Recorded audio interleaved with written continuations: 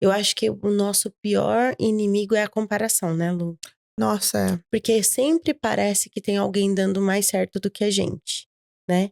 Então, assim, você tá fazendo seu podcast, você tá, né, montou o seu espaço, tem sua pauta, tem suas ideias. Aí você vai assistir algum outro pra, sei lá, pegar uma dica, imaginar como se espelhar em alguém. Aí você olha e fala, nossa, o meu é horrível, o dele.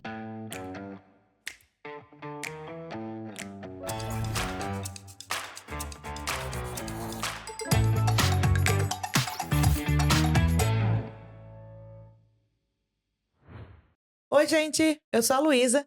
Seja bem-vindo ao Decidi Dar Certo. Hoje, a minha amiga Simone vai compartilhar um pouco a história dela. Ela é psicóloga formada no Brasil, chegou aqui na Austrália em 2018, enfrentou maternidade durante a pandemia, mudança de cidade por conta de visto, trabalhou em diversas áreas que não são relacionadas à sua profissão, mas nunca desistiu de validar o seu diploma. Depois de uma longa jornada, finalmente conseguiu validação e hoje trabalha numa grande empresa na sua área. Sim, obrigada por aceitar o meu convite. Obrigada. Ó, me caça, sucaça, fica à vontade, tá? Friozinho, cobertinha. Cobertinha. Se quiser beber alguma coisa, tá tudo ali, tá bom? Tá bom, Lu. Obrigada. Obrigada a você. Vem Obrigada pelo cá. convite. Gente, mas vou abrir um parênteses aqui. A Simone foi a minha grande amiga aqui em Adelaide. Foi a minha primeira amizade que eu fiz aqui em Adelaide, tá? Então tem um carinho aqui super especial. Certo. Pra começar descontraído, se você tivesse que se apresentar como uma coisa divertida, tipo uma legenda no Instagram, como que seria? Bem, eu sou a Simone, e eu ainda não sei nada sobre mim, tô tentando descobrir também. Alguém num caminho de se autodescobrir. Eu acho que isso, não sei se é tão engraçado, mas é isso. Ok. É. E qual foi a última vez que você chorou de rir? Ah, agora é pouco, né, antes de começar.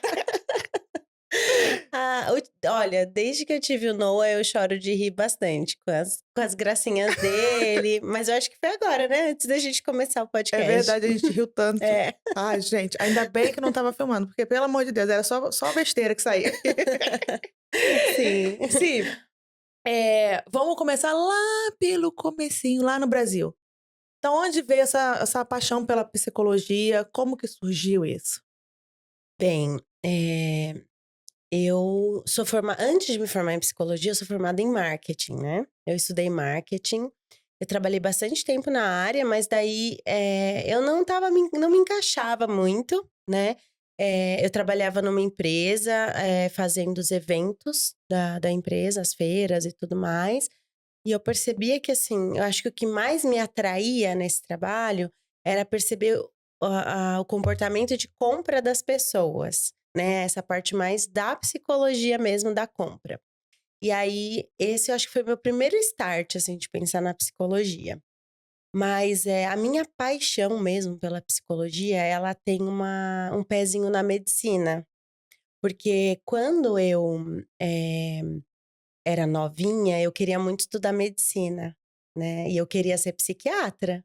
Meu Deus do céu, Eu psiquiatra? queria ser psiquiatra. Eu acho que poucas não é normal uma criança ser psiquiatra. Medicina até que tudo bem, médico, veterinário, agora psiquiatra? Uhum, sim. Eu sempre gostei muito de filme de serial killers, mesmo desde pequena, tá. Eu era permitida assistir, talvez por isso que a minha paixão venha daí, né. Eu ficava interessada, intrigada, olhando as pessoas, o Na mente da pessoa, comportamento, né? por que que as pessoas faziam aquelas coisas que elas faziam. Eu lembro do filme, ai, eu sou velha, né, então vou botar um filme aqui antigo. Jumanji, o primeiro, aquele do jogo, que tinha um jogo com tabuleiro, que eles começavam a jogar, daí o jogo virava vida real, e daí vinha os animais, Talvez eu não rinoceronte. seja dessa É. época. Ah, tá, é. É, você é jovem, né. Sou jovem.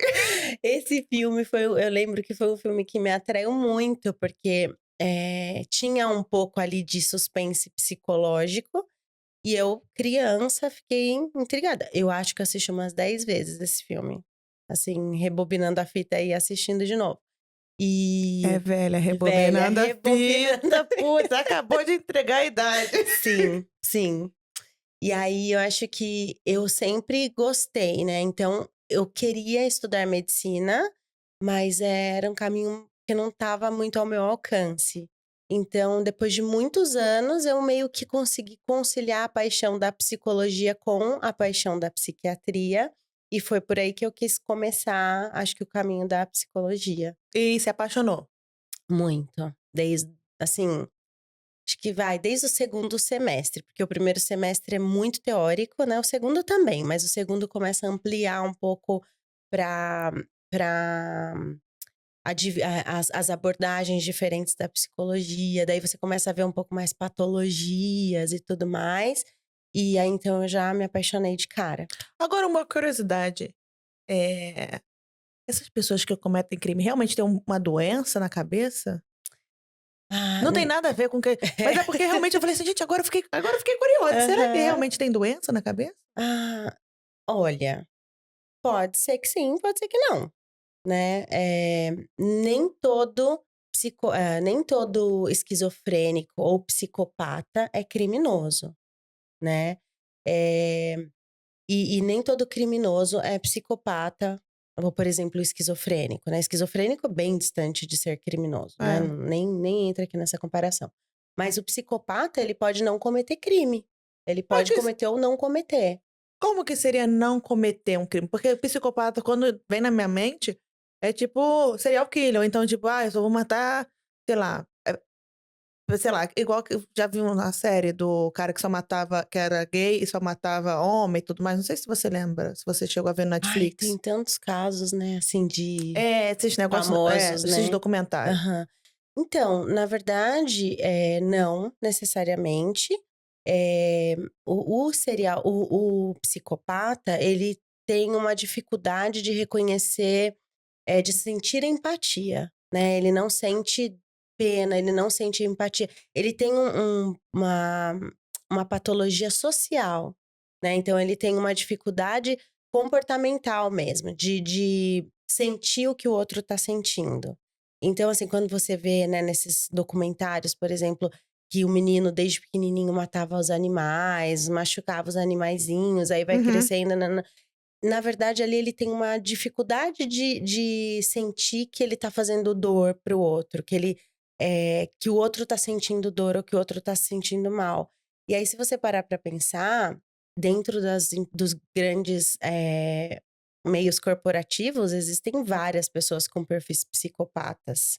Nossa, é Por verdade. exemplo, né, não todos também, não vamos generalizar, porque senão a gente vai ser cancelada, né. É, não, é verdade. Mas É, 99%.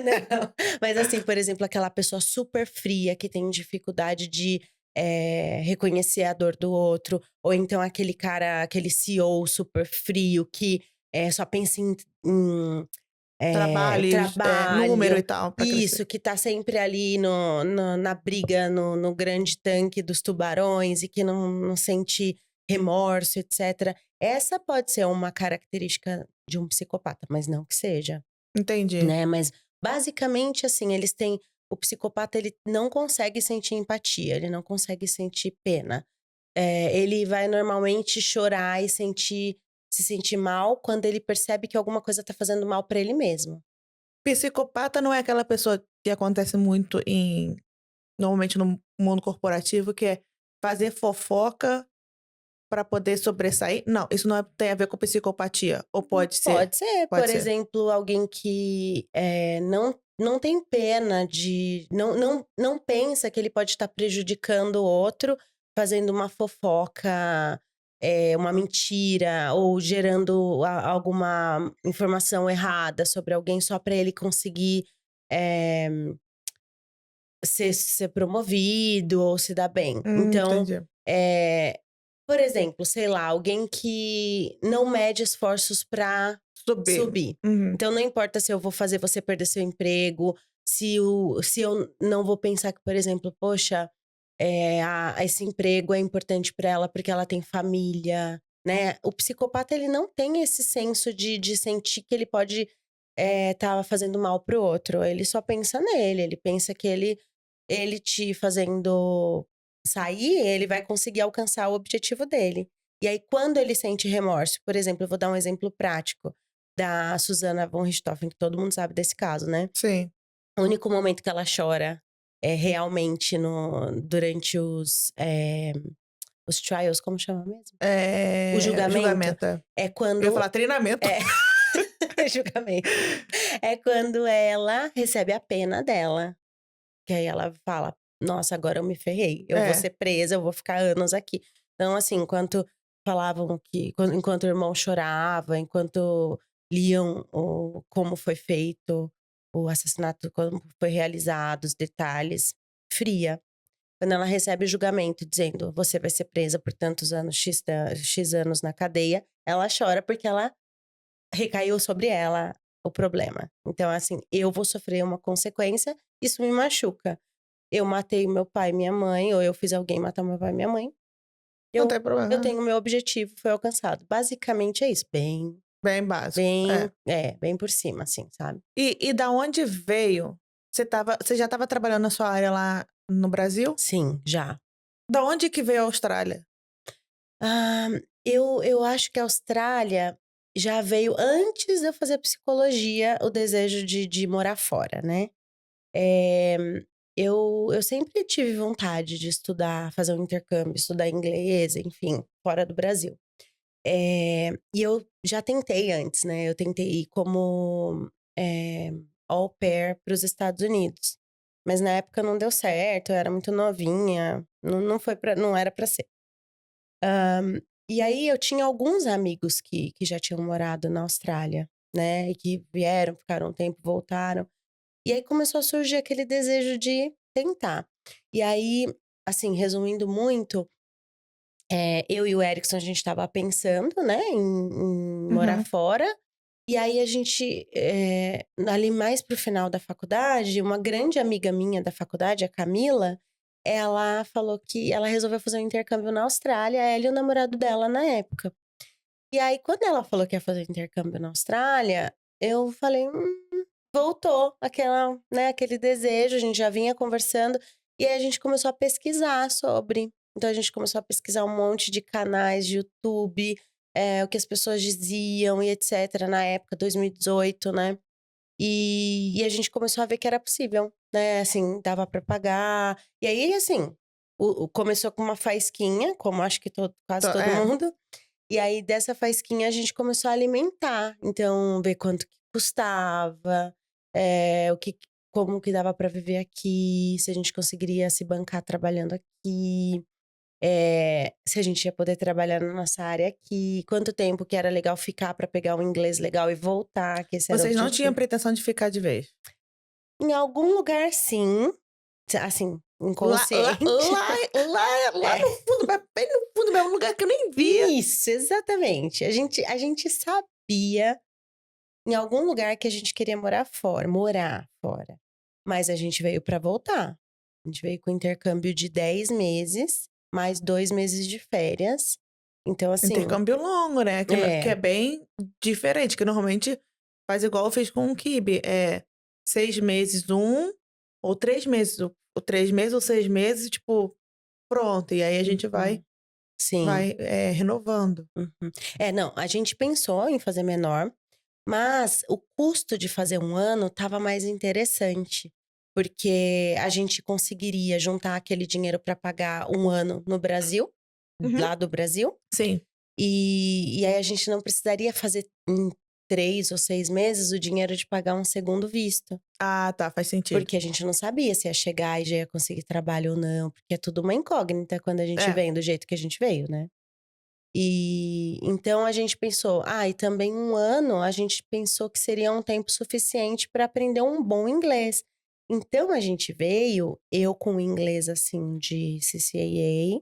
Hi, nice to meet you. Tipo, My name is Simone. Which is your favorite color? Aquelas perguntas que ninguém faz. Hi, how are you? Tipo isso. Hello. Good morning. How are you? I'm late. Am I late for my appointment? I'm fine. And you? Isso, aquelas. Sabe a apostila Sei. decorada? Era isso. Eu queria que as pessoas perguntassem aquilo que tava na apostila, né? Nunca rolou. E aí, o que acontece? Peraí que eu acho que eu me perdi um pouquinho. Não, quando você chegou pra essa história, você estava construindo pra você vir pra cá. Aí vocês começaram a procurar, estavam querendo ficar aqui por 1 ano. Isso. Da onde beleza, aí vocês decidiram a Austrália. Da onde surgiu Perth? Porque normalmente era Sydney e Melbourne, né? Ou Uhum. talvez um Brisbane ali, Gold Coast, porque eram cidades bem famosas. Sim. Perth, não lembro de ser tão, né? Não era. Não era. Agora eu acho que é um pouquinho mais. Agora é. A Austrália toda agora, né? Hum. Mas o que aconteceu foi engraçado, porque foi assim, ainda nessa história da minha amiga, da Camila, a gente ia vir juntos pra morar juntos em Melbourne, os 4. Só que daí, ela viria um pouquinho antes e a gente chegaria depois e a gente ia morar juntos.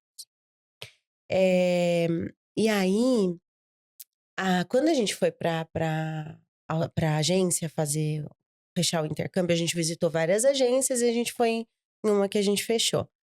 O vendedor, o agente que estava vendendo pra gente o plano do intercâmbio, ele foi muito sincero. Ele falou assim, gente, Melbourne não é o estilo de vocês. Ele falou assim, eu vou ser muito honesto com vocês escolhem o que vocês quiserem, mas eu sinto que pra vocês precisariam ir pra uma cidade um pouco mais quente, mais jovem, com uma vida mais de praia e não tão tipo São Paulo, assim, porque a gente morava em São Paulo, né? E ele falou, eu tenho algumas opções, eu vou mostrar o que eu tenho, vocês decidem. Daí ele mostrou Gold Coast e ele mostrou Perth. Quando ele mostrou Perth, a gente pensou, interessante. Porque o custo de vida era mais baixo. Bem mais baixo. Tinha como conseguir trabalho mais rápido do que Gold Coast, porque lá é muito season, né? É, Verão, é muito bacana. temporada. Isso, muita temporada. No verão, ótimo. No inverno já dá uma quebrada. E a gente tinha amigos que moraram em Gold Coast que falaram isso pra gente. E ele tinha morado em Perth por vários anos, sei lá, 9 anos, esse cara, 8 anos. E ele começou a contar de Perth pra gente, mostrar foto e mostrar como era a vida em Perth. E a gente se apaixonou. Qual a agência, você lembra? É a Australian Center. Eu trabalhei lá, inclusive, em Perth. E ele era incrível, assim, ele foi super incrível. Ele foi bem legal, ele foi um atendimento bem personalizado, assim. Ele foi com a gente até o finalzinho pra decidir, né?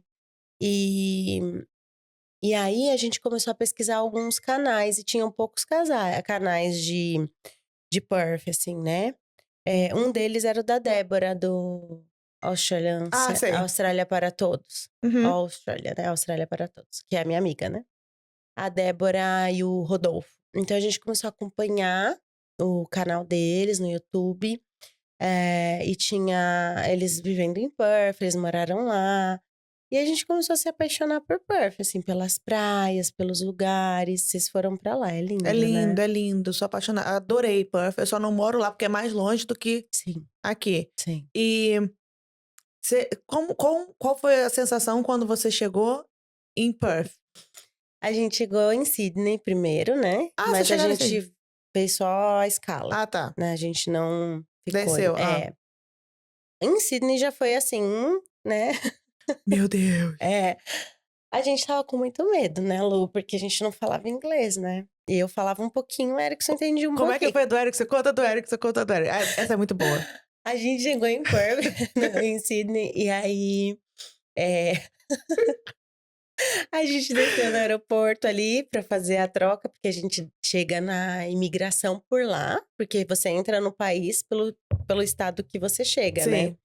E aí a gente chegou por lá, passamos pela imigração e a gente teve que mudar de aeroporto dentro ali, mudar do terminal. A pro B, enfim. Pro doméstico. Sim. Porque a gente veio do internacional e foi pro doméstico pra ir pra Perth, que eram mais 5 horas de Sydney. Olha só que longe. Meu Deus, E aí, E aí, quando a gente chegou ali, um senhor que tava lá no ônibus que a gente pegava, falou assim, qual a estação que no Brasil é igual aqui a estação? Que estação que vocês estão agora no Brasil? E a gente chegou aqui em setembro, que era Primavera. primavera. E aí, eu tava um pouquinho longe e eu só escuto o Erickson respondendo, primavera. E aí, eu gritei lá de longe, spring, spring. Não. Primavera, foi assim, ó. Você tenta brasileirar qualquer coisa, né? É o desespero, né, Lu? Porque assim, É. a gente chegou aqui, a gente não sabia falar muito. Eu não entendia nada. É. Eu não entendia nada. O Erickson entendia um pouco e ele não falava nada. Então a gente não podia andar sozinho, porque se Tinha alguém que falar, jantar um com o outro, né? ele entendia e eu respondia daquele jeito, né? Mas daí a primeira sensação em chegar em Perth foi que a gente chegou à noite. A gente pegou um táxi e fomos para um Airbnb que a gente ia ficar por 3 dias para conseguir uma casa para morar. A Gente, gente só pegou 3 dias, confiante que ia dar certo conseguir uma casa em 3 dias e conseguimos, né. Mas assim, a gente ficou num bairro que chama Victoria Park, eu acho, e é muito escuro. Não tem luz nas ruas, né, porque nos assim, bairros não tem rua aqui, né. Não tem luz. não tem luz. É, nas ruas dos bairros. E Os aí bairros têm rua, gente. é. Não é assim também, não. A gente precisa de uma rua, né. É. E a gente ficou um pouco assustado, né, a gente morava em São Paulo, mas a gente ficou encantado, Lu, a gente achou E incrível. você veio na esperança do tipo, não, vou trabalhar como psicóloga? Ou você veio do tipo, ah, não, tudo bem, eu encaro o que for? Eu cheguei aqui de braços abertos para o que viesse, né, eu queria viver a experiência do intercâmbio, até porque eu pensei que ia voltar em 1 ano. Então a minha ideia nunca foi: "Ah, eu preciso validar minha profissão na Austrália". Eu falei: "Eu quero trabalhar com o que aparecer, eu quero falar inglês, eu quero conhecer as pessoas", porque eu não estudei inglês aqui, né. Eu Ah, nunca você não. estudei, Foi só o Erickson, só o então? Erickson. Eu vim como com visto de partner, ele estudava e eu podia trabalhar. E eu Entendi. nunca estudei, eu nunca entrei numa escola de inglês. Eu aprendi o meu inglês, trabalhando. E vem cá, você se lembra quais foram os trabalhos assim que você já teve aqui na Nossa. Austrália?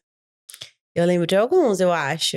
O meu primeiro de todos foi de cleaner, né. Eu trabalhei de cleaner, trabalhei de nanny, né, de babá. Trabalhei, numa empresa de mudança. Era uma empresa brasileira. Gente, sempre foram os brasileiros que me salvaram, Mas peraí, assim. você carregava as coisas? Não, você só organizava. Eu botava as coisas numa caixa, eu fazia packing e unpacking. Ah, tá. Pra mim você É. era removalist. Tipo assim, não, vou Mas carregar. eu levantava peso pra caramba também, Misericórdia. não tinha muito essa não. Mas assim, basicamente eu pegava a caixa de papelão, colocava tudo dentro da caixa, anotava o que era, e aí a mudança acontecia e no outro dia eu ia na casa da pessoa, 1, 2 dias depois, tirar da caixa e botar no No lugar. lugar, ok. Era um serviço extra que a pessoa contratava, então não era sempre que tinha, mas quando tinha, eles me chamavam pra ir ajudar. Entendi. Eu trabalhei, trabalhei chamava Food Runner e Glassy, que era basicamente retirar os copos das baladas, né, fazer aquela pilhona de copo, tirar e levar pra lavar. E Food Runner era assim, aqui, né, quando você compra a comida, você vai lá no caixa, paga e que você recebe um postezinho com um número e vai pra mesa, Uhum. e a comida vem pra mesa. Então, o meu trabalho era ir lá no service do restaurante, que é o da cozinha, que era Onde eles um botam os pratos prontos, né? isso. Uhum. Ia lá, pegava, via o número da mesa, levava na mesa e entregava o prato, né. Então, esse era um dos trabalhos. A agência de intercâmbio. Na agência de intercâmbio, eu trabalhava como, era na área de marketing, mas era mais em suporte dos alunos. E também, assim, eu mantinha uma comunicação da agência com os alunos para que os alunos não ficassem tanto tempo sem... Porque tem muita agência que assim, você chega, eles te ajudam, você fica 1 ano, quando seu visto vai vencer, eles te ligam ou te Sim, mandam um e-mail. Então a gente não queria isso, a gente queria que a agência e o aluno tivesse contato. Então eu ligava, e aí, como é que tá? Tá tudo bem? Precisa de alguma coisa? Meio que esse contato com entendi. o aluno. E trabalhei numa childcare. Eu entrei para trabalhar nessa childcare. Eu trabalhava como steward, que é tipo mordomo na tradução, né? Mas é como se fosse assim, eu colocava a loucinha das crianças na máquina, ajudava a servir a comidinha, limpava a salinha deles de dormir. Tinha o cleaner e tinha essa pessoa que mantinha. Então eu Uhum. era a pessoa que mantinha. E depois eu fui voluntária trabalhando, foi uma das minhas primeiras experiências lá em Perth. Dava suporte para um aluninho que tinha autismo. Ai, que legal. Um menininho com autismo. Eu pedi, né, pra diretora, se eu podia... Expliquei que eu era psicóloga e tal. E aí eu fiz os cursos, tudo, ela me deu essa oportunidade. Daí eu trabalhava com ele, junto com ele na salinha, ajudava, porque ele precisava de um suporte Extra, né? extra. E aí você chegou chegou em Adelaide em 2019, foi quando a gente se 2019, sim. conheceu. Uhum. Como que você veio parar aqui em Adelaide? Aí bom, 2018 acabou o visto, né? Sim. Aí você decidiu que você queria ficar. A gente decidiu tentar. Ah, A tá. gente falou, vamos tentar. Vamos ver o que vai acontecer. A gente foi ver os caminhos, se não eram tão absurdos, assim. Se dava pra gente usar a nossa profissão do Brasil. Porque a gente não queria ter que começar do zero, né? Sim. Porque eu já tinha feito minha faculdade, o Erickson também. E aí dava pra gente... Foi até por isso que a gente se conheceu também, né? Dava pra gente usar o caminho dele como arquiteto. E aí a gente foi pra uma agência pra fazer um perfil, e eles indicaram Adelaide pra gente ver, porque tinha essa área de draft design, né? Draft person. Que é o desenhista da arquitetura ali dos projetos, né? Então a gente veio pra cá e ele continuou estudando. Daí ele foi fazer um curso, depois ele fez TAFE, a gente ficou nessa área pra ele ir nesse caminho, Nesse né? caminho. E quando você chegou, você chegou em Perth, depois Uhum. você chegou aqui em Adelaide. Qual foi a primeira impressão que ficou, assim, que você teve quando você chegou em Adelaide? Porque são cidades completamente diferentes. Embora são 2 cidades, né, litorâneas, né, enfim, Uhum. praianas e tal, mas o estilo de vida, o ar, tudo é diferente, né? Então, Sim. qual foi a sua primeira impressão? Eu cheguei em junho, então tava muito frio. Perth também é frio, né? Não é tão quente. Eu achei. Porque eu também fui no verão, né? Eu No fui em verão é dezembro. bem quente, no verão Mas é o muito problema de quente. Perth são os ventos, né? Sim, O vento acaba com sim. tudo. Você sabe que lá, eu não sei exatamente se é isso, mas lá tem, eu acho que o campeonato de kitesurf, eu acho, que é porque é um dos lugares que mais ventam aqui. É muito vento. É muito vento. Eu fui no final do ano e aí minha amiga falou assim: a gente só pode ficar na praia até tipo meio-dia. Por quê? Não, porque venta muito. E, gente, venta muito Ah, mesmo. Tipo, aquele vento de rajada. areia. Vento de areia que Arde. você não. Rage, Caminhos Aham. das Índias, tipo É. isso, sabe? Sim, dói a perna, Dói, né? Porque bate é um vento forte. E a areia é grossa, É. né? Então, eu cheguei em junho, então tava muito frio pra começar. E chuva. Quando eu vim, tava chovendo. Eu não gostei, né? Porque eu vim pra Austrália pra ficar no quentinho, não pra passar É. frio. Outra coisa que eu assustei também foi porque em Perth eu morava no centro. Eu fazia tudo de bicicleta, eu não tinha carro. E o transporte público de lá funciona muito bem na Que cidade. igualzinho! Não é, né? É bem diferente. Tipo, Perth tem muitos ônibus gratuitos. Tem uma região, assim, em volta da cidade. Tem um limite que você anda de ônibus gratuitamente. Tem os CATs, que são tipo os trams daqui. E tem o ônibus. E eu trabalhava perto, eu morava perto. Então, eu fazia tudo de bicicleta, né? Eu não morava perto da praia, eu morava no centro. Era um pouco diferente daqui, que aqui eu moro na praia, né? E aí, então aqui eu fui morar mais afastada. Quando eu cheguei, eu fui morar em Woodville North, sabe? É perto daqui onde a gente tá. que é afastado da cidade, perto da onde eu morava, que eu ia de bicicleta, É 10, 15 minutos também, né, de Simone? ônibus, né? Ok. De Só que bicicleta é uns 40 minutos, assim. eu ia 5, 7 minutos do meu Ok. trabalho em casa. Ok. O Erickson também, assim, 10 minutos. Não, é uma grande diferença. Então, isso também eu senti. E aí eu também achei que Perth era bem mais bonito que Adelaide, né? Assim, Adelaide é bonito, muito bonita. Mas é que Perth, onde eu morei, era. Porque Perth é longe, é distante de tudo. Então, tem muitas minas também, né? Que é basicamente a Sim. economia lá gira em torno das minas. Então, é uma cidade, um estado. O estado não, a cidade, né? Porque tem outras cidades. Sim. Perth tem muito investimento. Então é muito bonito. É tudo muito novo. Os trens são novos, os ônibus são novos. Quando eu cheguei aqui, eu achei estranho, assim, os ônibus mais velhos. Eu odiei. Adelaide, quando eu cheguei aqui, eu te contei. Falei, meu Deus, eu quero ir embora daqui agora, eu vou voltar pra Sydney. Sim. Mas hoje eu sou apaixonada por Adelaide. Sim, Eu sim. amo Adelaide. Acho que se eu tivesse que mudar, eu me mudaria pra Perth. Sim, Porque eu também. é uma cidade aconchegante. O único ponto é tipo, putz, é longe. Mas eu acho perfeito, assim. Perth tem toda a infraestrutura de uma cidade Sim. grande, mas ainda tem uma alma de cidade pequena, tipo Sim. interiorana? Interiorana, Sim. E eu senti, eu não sei se você sentiu isso porque você foi passear, né? Mas quando eu cheguei em Perth, eu não falava nada de inglês, falava bem pouco. As pessoas eram muito pacientes. As pessoas gostavam, às vezes eu tava, sei lá, no bar trabalhando, aí eu ia entregar a comida e eu falava o nome do prato, as pessoas falavam, da onde esse sotaque é? Aí eu falava, Brasil, Brasil, futebol, nananã, Ronaldo, sempre tinha uma brincadeira, as pessoas eram abertas mais abertas aos imigrantes, eu sentia, né? Não aos imigrantes, mas eu acho que assim, aqui em Adelaide, as pessoas, quando eu falava o inglês um pouco errado, as pessoas não tinham muita paciência. Mas eu acho, sabe o que eu acho? Eu acho que depois do Covid, como veio muito Sim. imigrante pra cá, eles começaram a entender o que é Sim. visto, visto de estudante, visto disso, visto daquilo. Porque antes, quando a gente chegou aqui, isso aqui era Nossa, mato. era mato. Isso aqui era mato. Tinha bem pouco brasileiro, né? Pouquíssimo. Sim. Então, era difícil pra gente conseguir um emprego. Era difícil.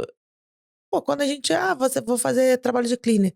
Tô ganhando 25 horas naquela, $25 naquela época, era tipo, tô rica, eu tô esbanjando. Pô, 25, 30, então você tá estourada, Sim.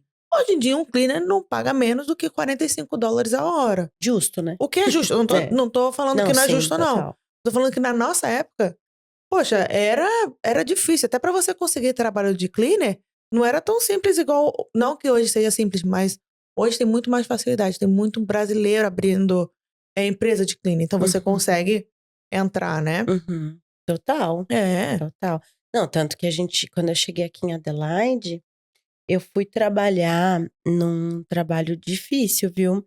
Era um cleaner de end of leasing, né? Que é quando a pessoa devolve a casa e aí a gente faz aquela limpeza assim do zero pra deixar a casa zerada para próximo morador. E era numa uma residência estudantil que era uma galera tipo que não tava nem aí pra cuidar, né? Tinha dinheiro, uma galera de uns países que tem dinheiro, então eles deixavam um apartamento horrível, sujo pra caramba. E a gente tinha a hora pra limpar, era aquela correria, aquela loucura. E era $20 a hora o pagamento daquele lugar. Mas é o que tinha, né? A gente assustou um pouco, pra falar a verdade, porque em Perth a gente, como eu trabalhava em hospitality, ganhava bem, né? Ganhava super bem, nossa, era muito mais que isso. Então, eu lembro que no bar, no feriado, era $70 a hora o pagamento. Todo mundo queria trabalhar no feriado. Jesus. Até eu, me contrata, pá, $70 a hora eu tô fazendo agora. E isso em 2018, tá? Agora tá 100, eu tô me mudando pra lá, que bar é esse? Mas era isso, ó, eu não passei Natal, não passei Ano Novo, não passei Australian Day, não passei nada sem trabalhar, mas valeu a pena, né? $100? Não vou reclamar, 70, né? Não, mas agora tá 100, É. se não mais. Se não mais. E aí, então, eu senti que a Adelaide era mais difícil de conseguir trabalho também, quando eu cheguei aqui. Tanto que depois eu fui pra outra empresa, que era a Pinnacle, né? Foi Daí onde foi onde a gente se conheceu. Que foi no Oval. Oval. Adelaide Oval. E depois eu trabalhei pro Oval. Depois você trabalhou pro Oval, é Direto verdade. pro Oval. Uhum. Um parênteses aqui, eu conheci, na verdade, não foi nem a Simone, foi o marido da Simone, o Erickson. A gente trabalhou Kit Hand, sei lá, qualquer coisa de lá, no estádio aqui de Adelaide. E aí, voltando, né, brasileiro sabe como é que é. Primeiro papo, e aí, qual visto você tá?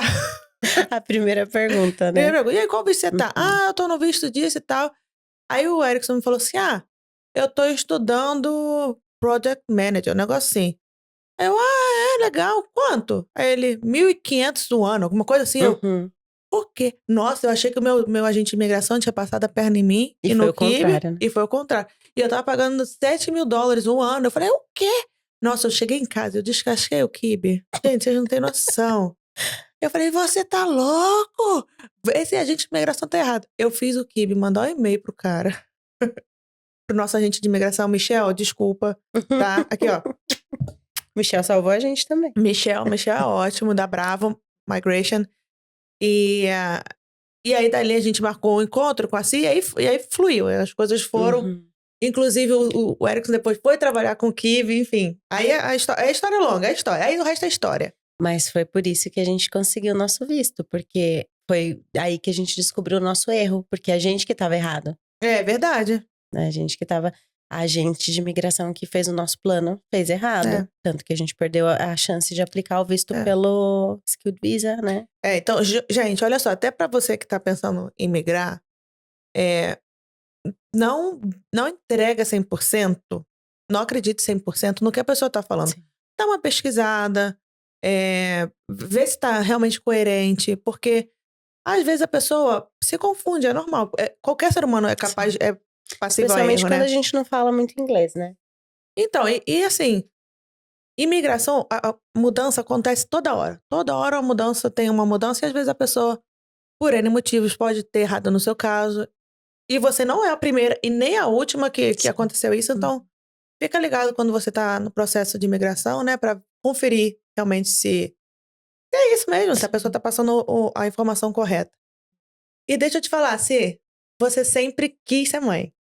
Ou o Erickson sempre quis ser pai, ou os dois sempre quiseram ser pais. Não. Olha, Lu, nunca foi um sonho. Assim, a gente sabia que talvez a gente seria. Mas nunca foi. Quando eu digo nunca foi um sonho, a gente nunca foi muito. Sabe aquele casal que falava assim: o maior sonho da nossa vida é ter filho? Na verdade, a gente pensava, eu acho que a gente vai ter, mas vamos. Nunca foi um desejo tão gigantesco. Eu nunca fui aquela pessoa com aquele senso maternal muito grande, né? Mas a gente pensava que sim, a gente queria ter filho. E aí, você engravidou, o Noah veio. Noah é o filho dela, tá, Sim. gente? O Noah veio planejado? A gente fez assim, mais ou menos a nossa história. Quando a gente decidiu ter filho, a gente pensou que ia demorar um pouco mais.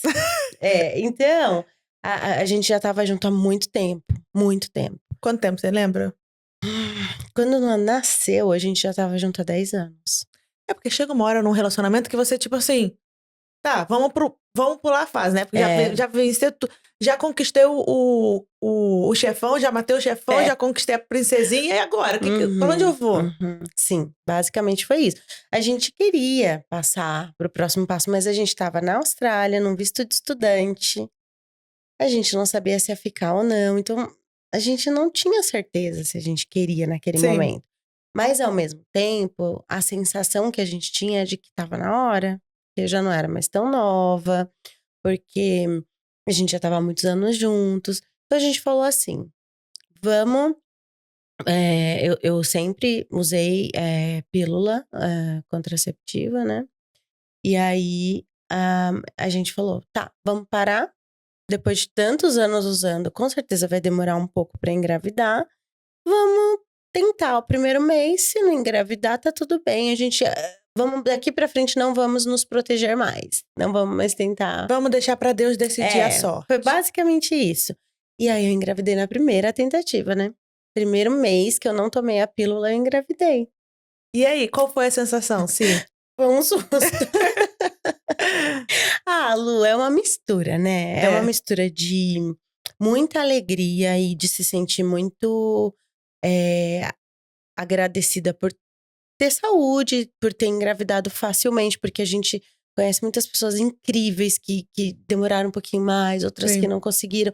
Então, assim, é uma benção, né? É. Você conseguir e tal. Então a gente ficou assustado positivamente, no sentido de caramba, que rápido que foi, né? Que bom que Que deu. são tipo, eu sou Deu foda! tudo certo, aquela coisa. E o susto, porque naquele momento eu pensei, cara. Visto de estudante, como vou fazer? E daí ainda tem depois que deu todos os problemas, mas naquele momento eu ainda tinha um plano, né? Sim.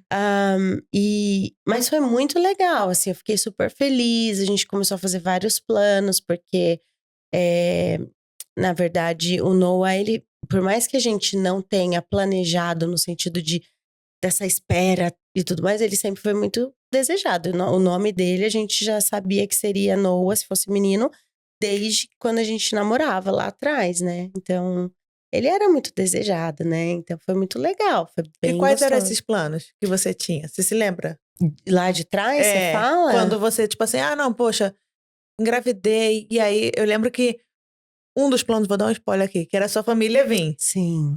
Como que foi isso? Como que foi que você engravidou bem no meio da pandemia, né? Assim, Sim. você engravidou, logo depois veio realmente que era pandemia, fechou as fronteiras e... Uhum.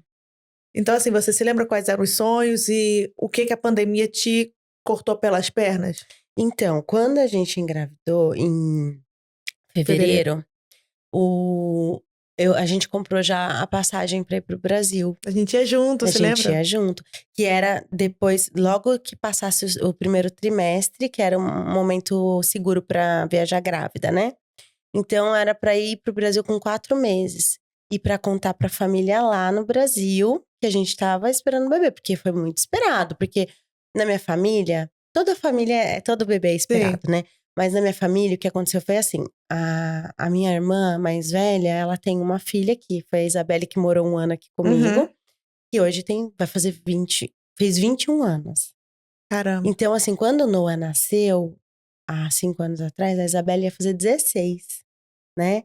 Então, mais ou menos aí, que eu não sou de humanas, conta pra mim um negócio que não rola. Mas enfim, ela tava fazendo 15 anos. Já era adolescente, isso é que é importante. Ela tava fazendo 15 anos quando eu tava grávida, porque foi na pandemia. Que a festinha dela foi até online. Coitada. Dó.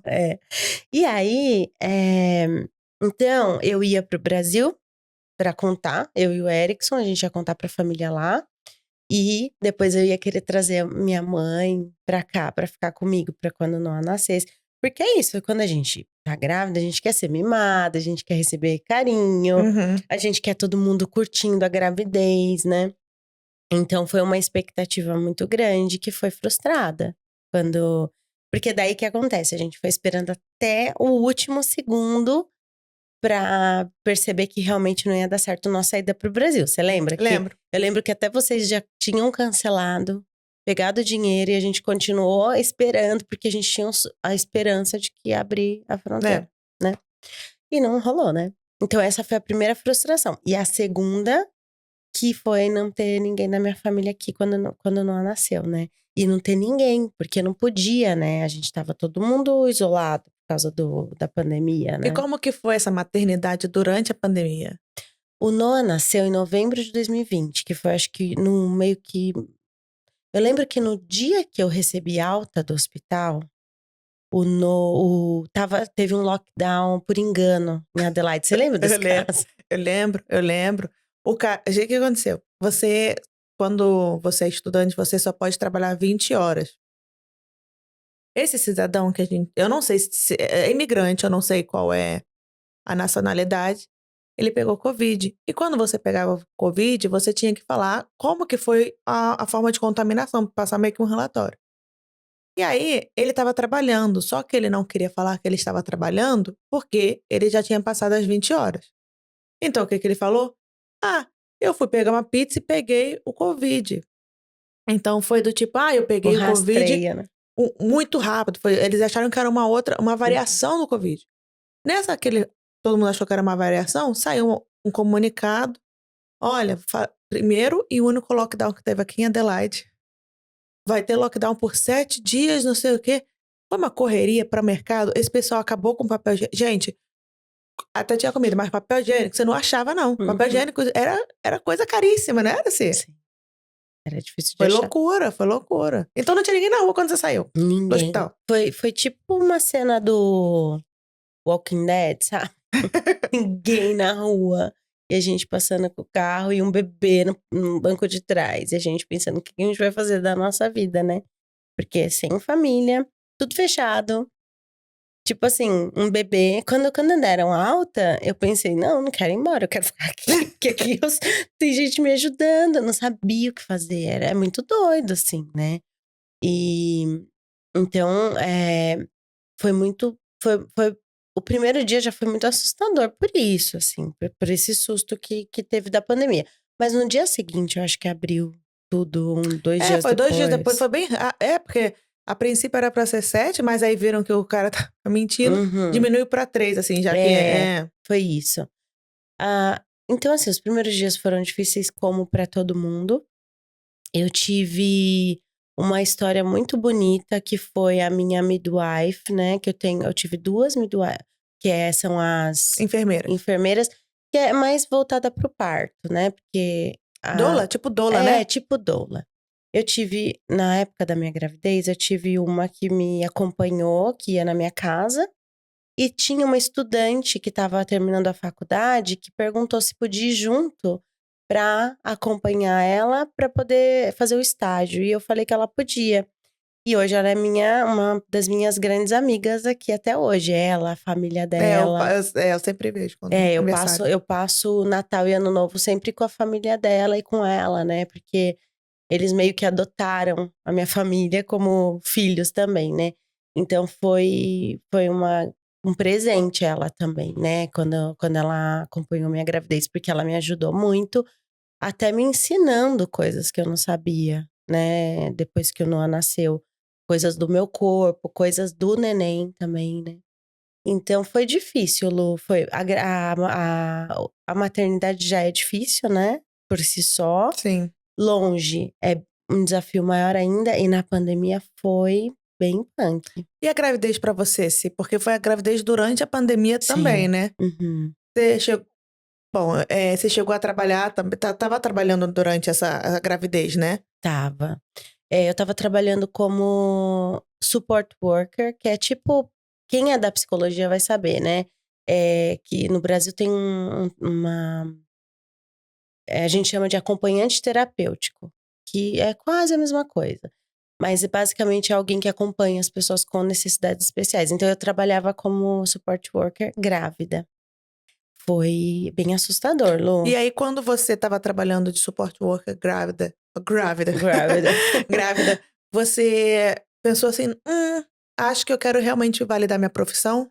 Então, quando eu fui pro support worker, eu não estava grávida ainda, né? É, Eu já fui com a ideia de começar a validar, a entrar na área da psicologia. entendi. Porque eu queria muito, né? Eu gostava muito. Então, eu queria começar a botar o pezinho na psicologia. Uhum. E, e, e aí, quando eu engravidei, eu vi que eu ia ter que dar uma paradinha ali. Mas quando eu tava grávida, eu já tava atendendo. Eu já atendia, né?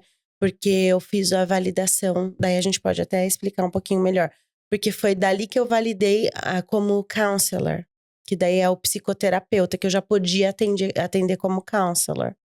Então você até fazia atendimento online, né? Fazer atendimento online. Fazer Entendi. atendimento online. E como que funciona para validar se como é que é o nome? Como counselor. Isso. É que aqui, assim, né, no Brasil, a psicologia é uma só, né? É É. psicólogo, ponto. Tem psicanalista, que se faz um curso ali extra. Tem analista do comportamento, mas tudo voltado para a psicologia. Aqui na Austrália, a psicologia ela tem algumas vertentes que se dividem. Então, o psicólogo aqui, ele é muito focado numa linha mais de saúde mesmo, né? De hospital, quase que hospitalar, médico, uma visão mais médica, Uhum. vamos dizer assim. Então, o psicólogo que trabalha muito com diagnóstico, com pesquisa e com teste, né? O psicólogo, ele não oferece sessão de psicoterapia por muito tempo, prolongado, como é no Brasil. Então, aqui você faz 10 sessões de psicoterapia com psicólogo. Uhum. Depois dessas 10 sessões, eu posso estar enganada, mas assim, salvo engano, você tem que mudar ou tem que renovar o seu plano para fazer mais sessões, porque basicamente são 10 sessões, porque o foco da sessão com o psicólogo é diagnóstico, é mais voltado para uma visão mais médico, mais de saúde médica e eh, não de psicoterapia mais humanista, vamos dizer assim. Entendi. É meio complicado explicar. É humanista a visão dos psicólogos. É como no Brasil, mas é um pouco mais desenhado o atendimento. O Não que é que tão você... solto. Entendi. É, É a- mais específico, ó. Você vai fazer de A a B. De B pra C você já não faz. É tipo isso. é tipo assim, você tem um plano de atendimento. Terminou esse plano, terminaram os atendimentos. Esse plano... Porque uma vez eu cheguei a fazer... Pra quem não sabe, como é que funciona aqui a questão médica aqui na Austrália. Você vai num clínico geral, e aí você, enfim, conta a sua história, né? Fala que você está precisando de uma terapia, e eles te indicam um psicólogo. Só que ali eles fazem um plano para você. Não é que você vai num psicólogo e você, igual a semana estava falando, Vai ficar a vida toda a vida em Não, não, não. psicoterapia. Você vai para lá, eles estão, ó, você vai fazer 10 sessões. Isso. E aí, depois que acaba essas 10 sessões, você tem que voltar no GP para pegar de novo. É todo um.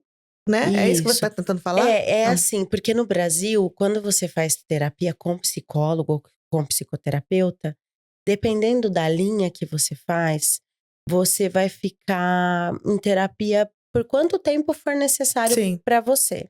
Então, se você tá fazendo terapia há 1, 2 anos e você ainda sente que ainda gostaria de continuar, você vai continuando. Você pode trocar de terapeuta, de psicólogo, né? Na Austrália, com o psicólogo não é assim. Isso acontece com o counselor, que é o conselheiro, uma entendi. tradução. Mas o counselor daqui, ele é o psicoterapeuta, ele é o psicólogo que faz Entendi. terapia no Brasil.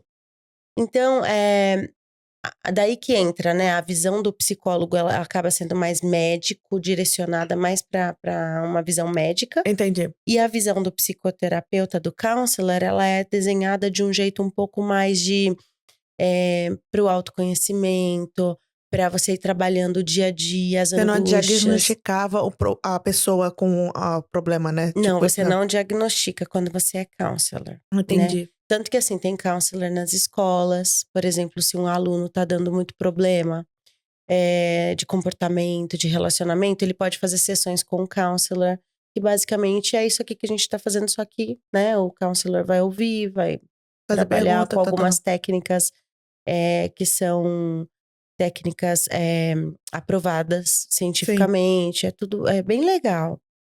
E então eu validei o meu diploma como counselor e eu já podia fazer Você psicoterapia. validou aqui ou lá no Brasil? Como que Eu foi? já tinha o CRP no Brasil, que é o Uhum. Conselho de Psicologia, um número, né?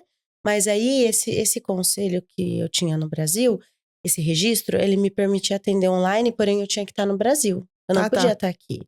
Então, eu podia atender, por exemplo, do Brasil, pacientes da Austrália, mas eu não podia atender na Austrália pacientes do Brasil com o Entendi. registro do Brasil. Eu tinha que ter o registro daqui. Aham. Então, eu fiz o registro daqui. Esse registro, ele não é tão difícil de conseguir.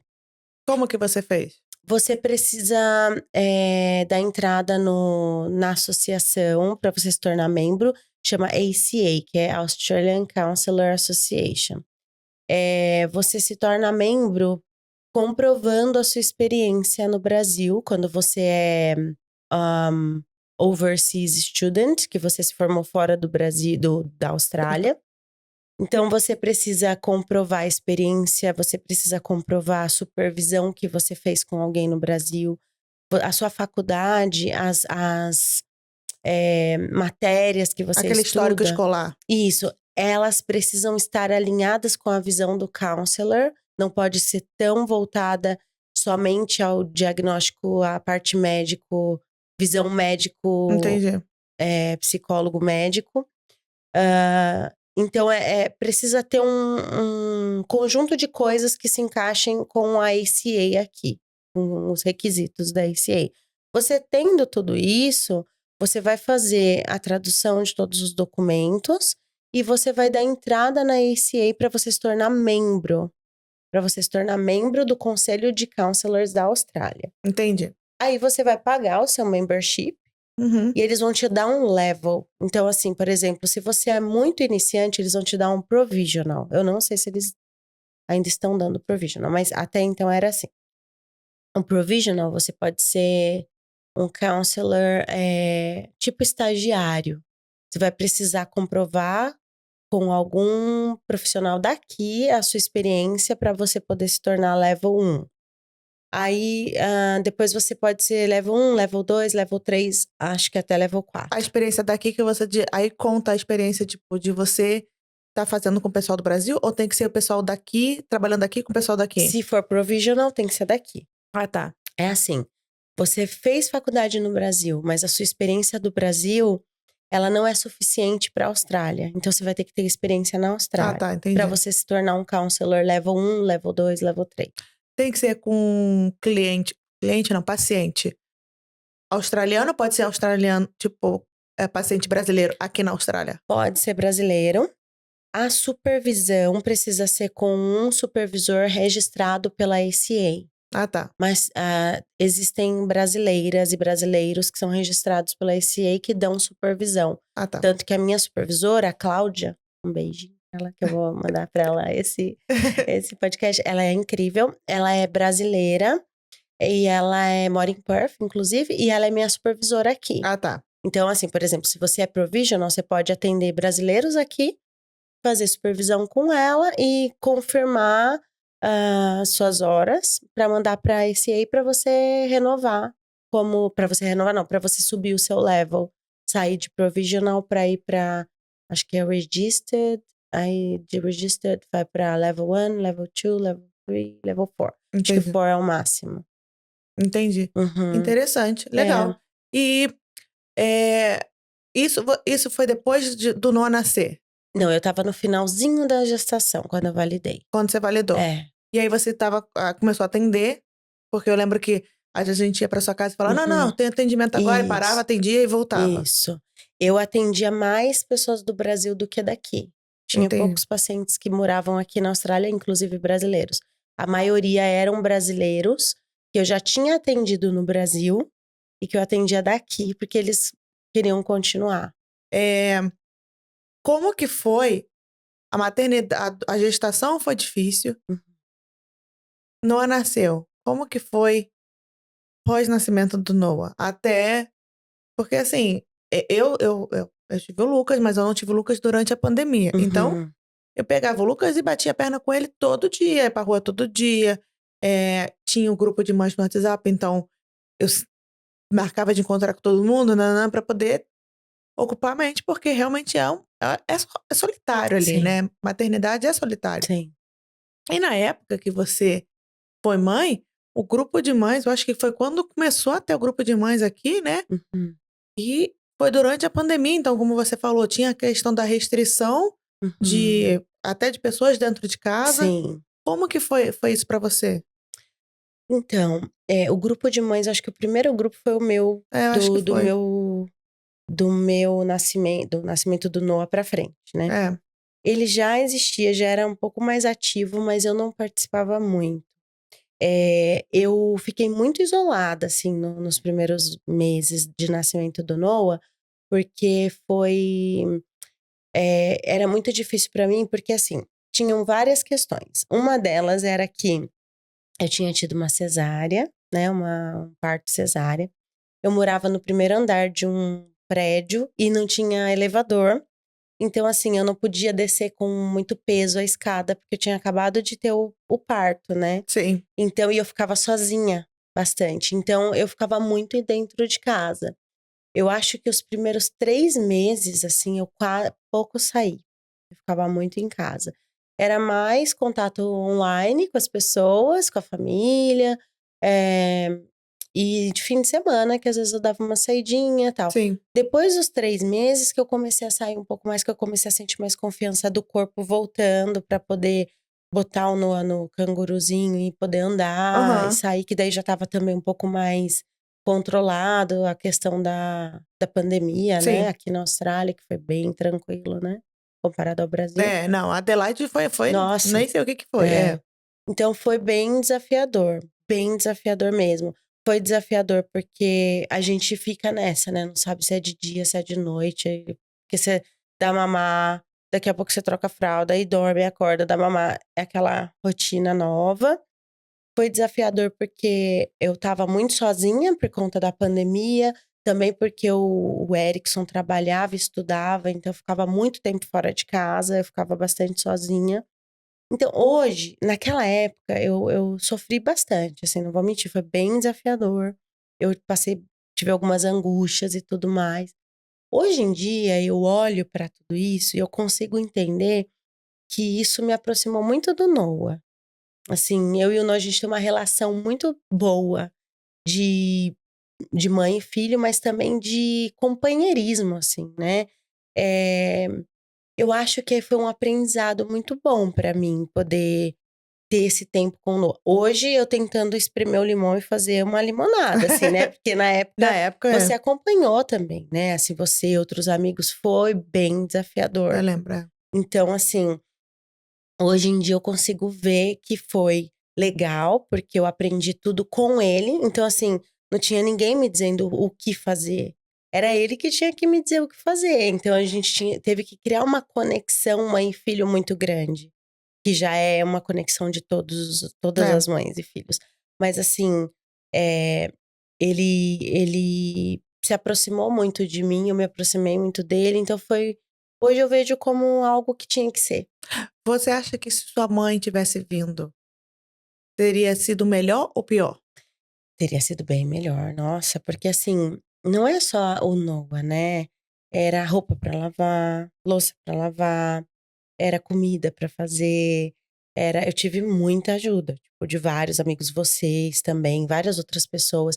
Eu tive a Camila que, nossa, Eu lembro. ela levava marmita em casa, deixava na porta, batia, eu abria, tava lá um monte de marmitinha congelada, incrível, me ajudou pra caramba. Então assim, não posso dizer que eu não tive muita ajuda de vários amigos. Mas se a minha mãe estivesse aqui, nossa, eu teria dormido mais, eu teria tomado mais banho, teria lavado mais o cabelo. Teria sido bem mais fácil, né? Porque os 3 primeiros meses o neném depende muito da gente, né? O Noah sofreu bastante com a esterogestação, né? Sim. Então ele não dormia no carrinho, ele só dormia no colo. Ele ficava fora do meu colo quando ele estava acordado, dos 3 primeiros meses. Quando ele estava dormindo, ele tinha que ficar no meu colo ou no canguru. Eu fazia tudo com o Noah no canguru. Eu lavava a louça com ele aqui, eu usava o banheiro, eu comia, eu estendia a roupa no varal, era tudo com o Noah penduradinho aqui, né. Então, eu acho que se eu tivesse um outro colinho, tipo, fica aí que eu vou tomar um banho, vou dormir um pouquinho. Porque todo mundo brinca, né, o neném dorme, a mãe tem que dormir junto. É, mas Não é não, real, né, não é não dá, verdade. não dá. Uhum. Então, não acho que teria sido por um lado, eu teria talvez diminuído essa conexão. Eu acho que é isso, assim, teria outro colo pra dividir. Tem seu Então, lado positivo como tudo na vida. isso. E o lado negativo, como tudo É, na vida. É. é. Acho que é isso. Ah, não, eu acho que a minha sogra estava aqui, né, eu acho que até os 3, 4 meses, e realmente é uma ajuda, né, enfim, o Lucas era agarrado, só queria dormir no Hum, colo, e ela que me ajudava a fazer comida, essas coisas, era com ela hum. mesmo, eu não tinha muito o que fazer. Sim. Mas o Lucas era 100%, era o Lucas e o Alfredo, são os 2 É, agarrados, é.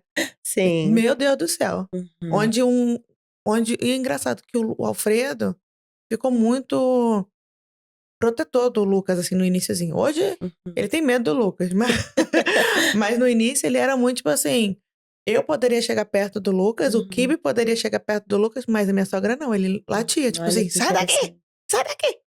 Desse jeito, Caramba, muito louco, né? muito E louco. olha que ela chegou antes, então ele conhecia minha sogra, não Sim. foi tipo, o Lucas chegou e minha sogra chegou. Não, ele já conhecia minha sogra na mesma época. Então, É o instinto, instinto, né? Muito legal, né? é. Uhum. E aí, se passou os anos, o Erickson terminou o curso.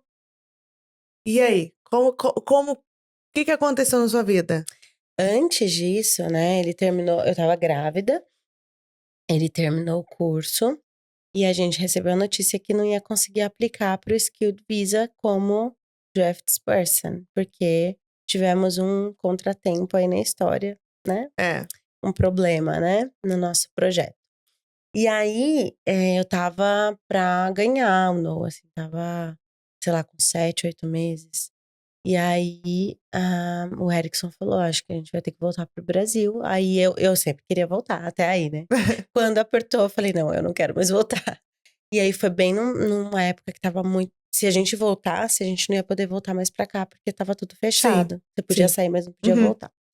E aí, eh, eu falei pra ele: "Não, vamos tentar um plano B, C, D, E, F, vamos tentar". E a gente foi pra Nia, né, pra a nossa agente de imigração, foi a Nia, maravilhosa. Ela falou pro Erickson estudar, ela deu algumas opções pro Erickson que estavam possíveis na época. Era cookery, era, eh, como chama? Que trabalha com madeira? Carpenter. Carpenter.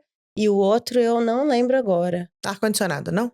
Não lembro, você acredita? Eu não sei se era ar-condicionado ou se era alguma coisa na área infantil. Na- eu Childcare? acho que era Deve ar-condicionado. ser ar-condicionado. É. E aí eu lembro que na época o que fazia mais sentido por ele ter sido arquiteto e tudo mais seria o carpenter.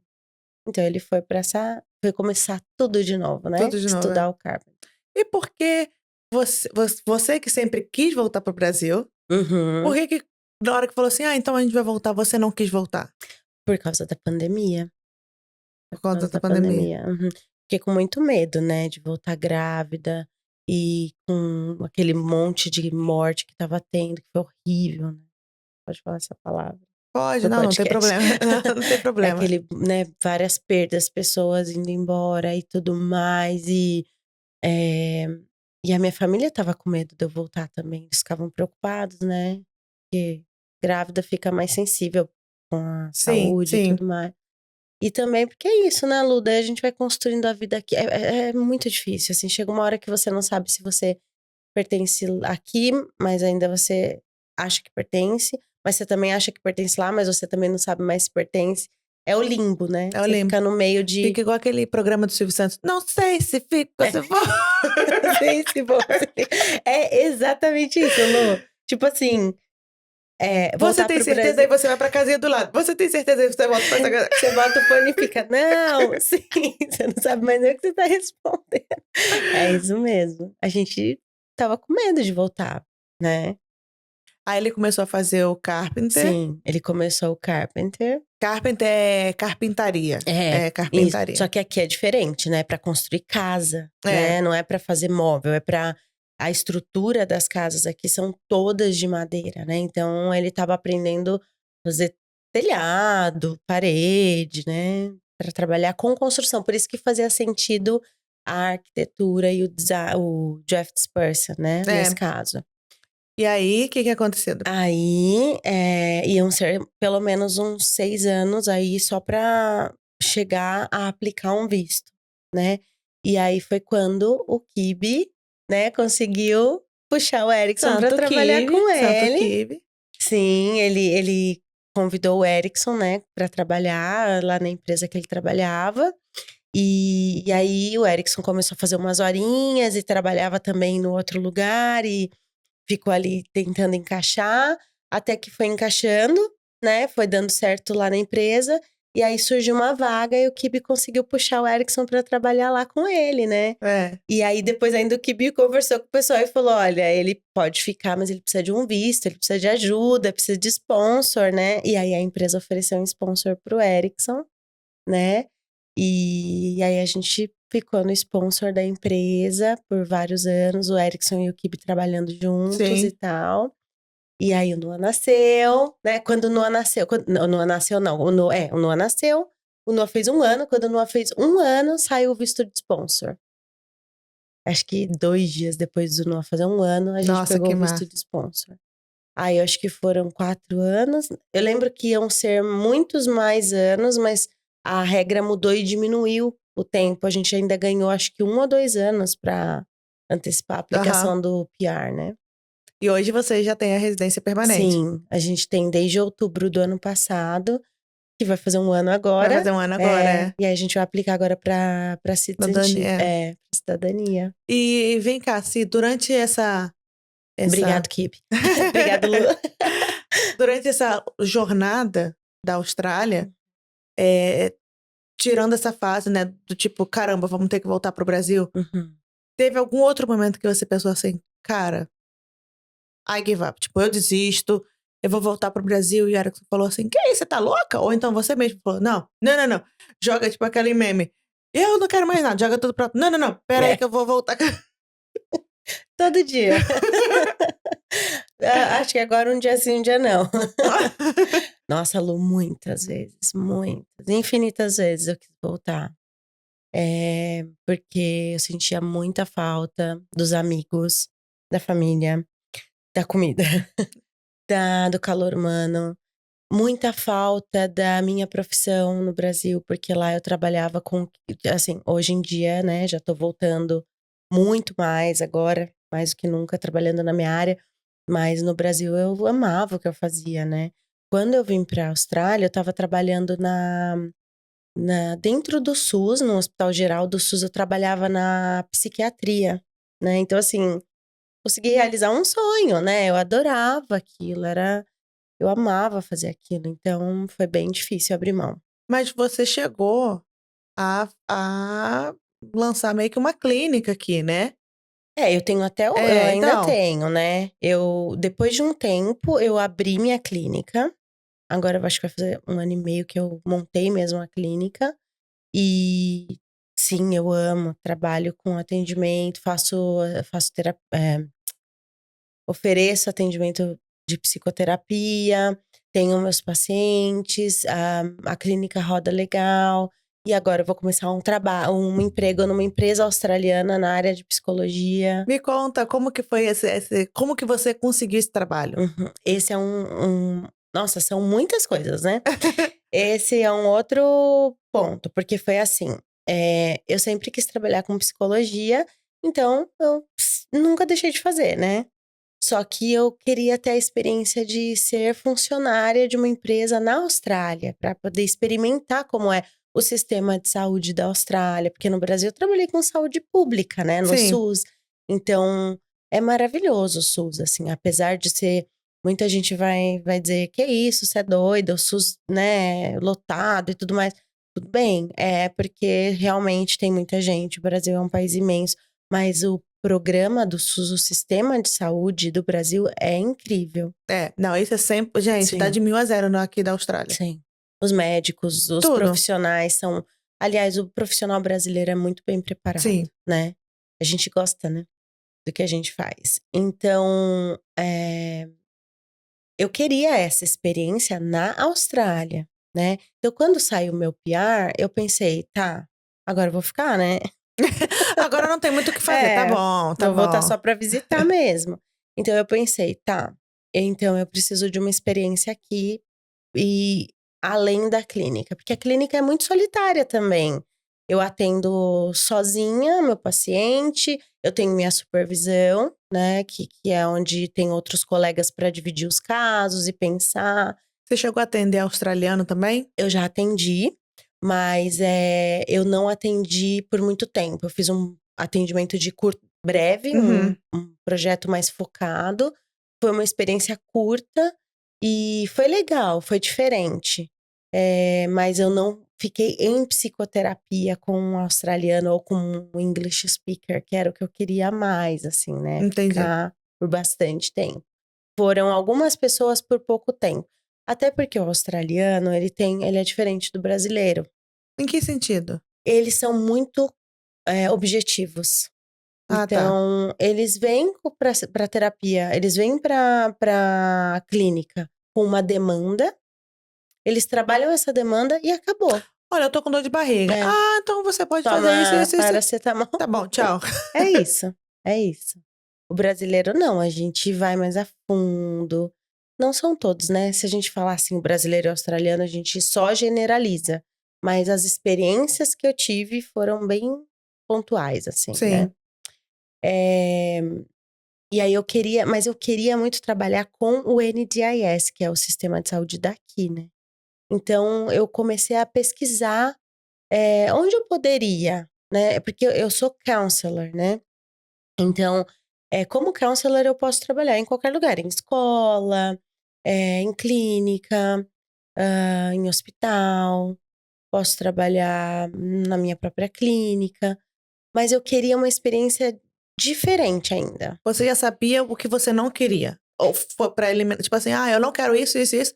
Então tá bom, me restou só isso? Ou você já sabia, tipo, não, eu quero realmente isso? Porque às vezes a pessoa não sabe o que quer. Uhum, uhum. E aí vai por eliminação. Ah, não, eu não quero escola, eu não quero hospital. Ah, então pode ser isso, isso e isso. Ou você já sabia exatamente que você queria? Eu acho que não. Eu Não. acho que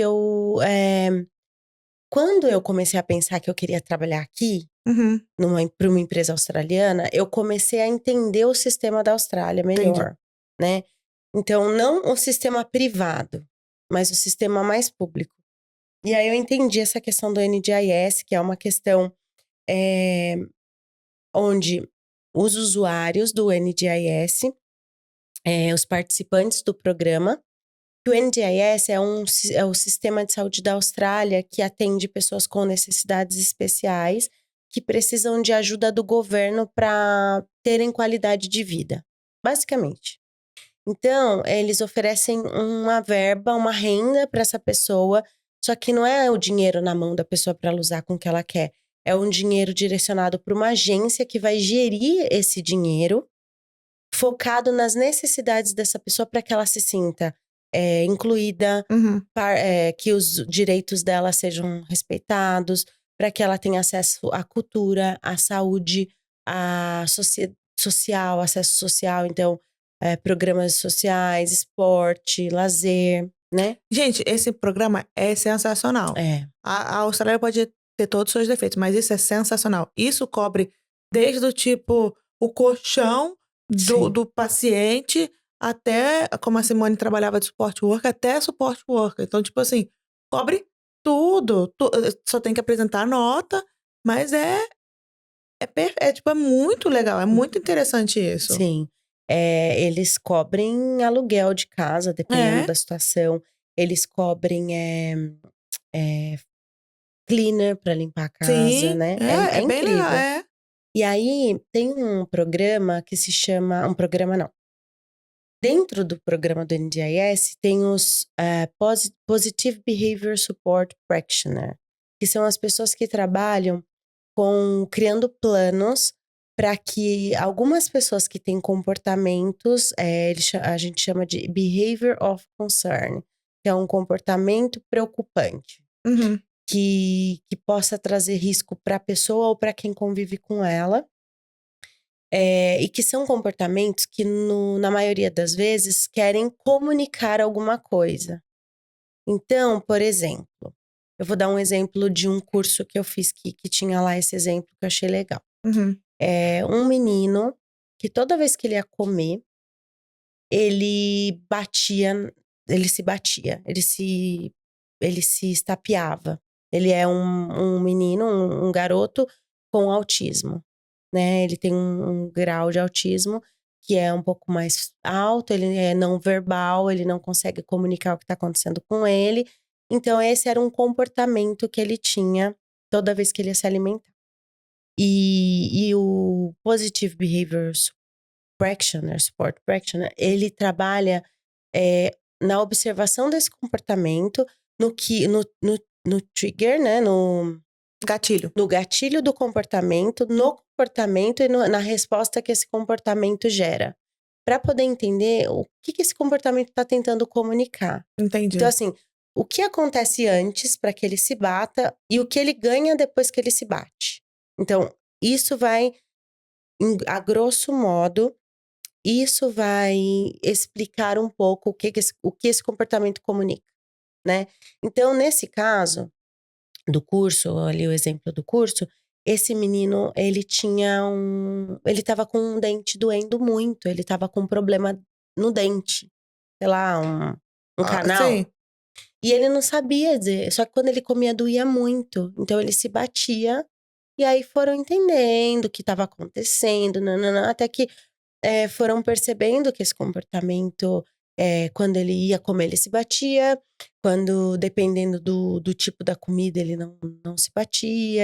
Foi feita uma análise desse comportamento, e aí, dentro desse plano, foi criado um projeto para esse menino poder ter acesso ao dentista.